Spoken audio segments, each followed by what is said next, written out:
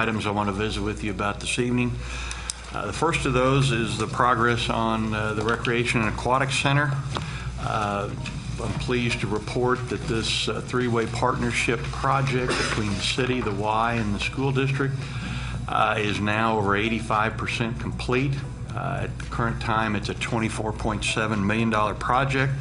Some of the things that have been going on recently at the site include the climate control system on the recreation side of the facility. It's been installed now for a couple of weeks. The geothermal system seems to be working very well.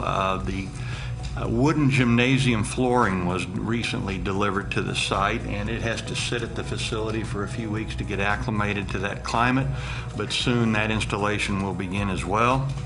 The installation of ceramic tile on the walls of the pool facility is now almost complete, but that's just the walls only. If you recall, we've got a significant issue with installing tile throughout that piece of the facility, so we still have a lot of tile work to do after that.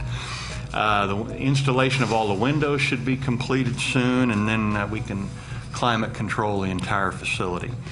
We're also working on a plan that would allow the Y to obtain temporary occupancy of the building in mid-November so they can start installing their equipment and providing some initial tours of the facility.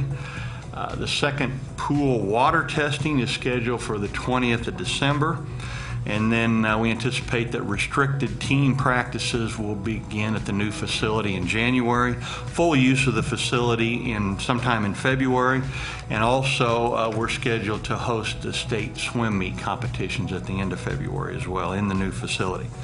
Just as a reminder, the majority of the city's contribution for this project comes from the 2000 capital improvement sales tax.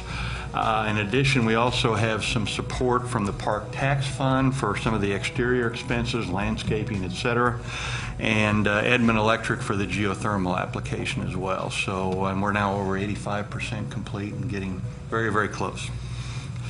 The second project is the Willowood Drainage Improvements Project. Crossland Heavy Construction is the contractor, and they're now on the site and mobilizing on the south end. Currently, they're removing trees in the drainage channel as well. The total cost of this project is about $3.1 million. The city's share is about 25%, or roughly $800,000, and the remainder is provided by a FEMA grant that was obtained by our engineering department. The contract identifies roughly 200 calendar days to finish that, so around the 1st of May of next year, that project should be completed. And as you know, that's a project that we've been searching for funding for many, many years. This will address a very long-standing drainage need in the community. The third area is sales tax. Very good news again on our sales tax. We just received our fourth check of the current fiscal year. And it was 17.4% above the numbers that we used for comparison purposes 2 years ago.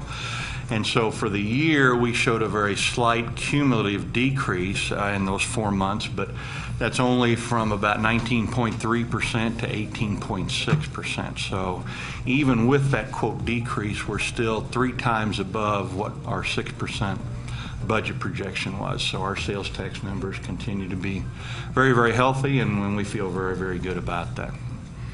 And the last area is a Covell Widening project from the Fairfax Office Park to I-35.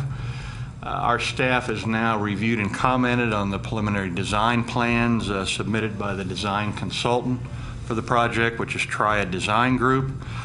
When those modifications have been incorporated into the plans, they'll be submitted to ODOT, and then we hope to have a plan review meeting with ODOT in the near future.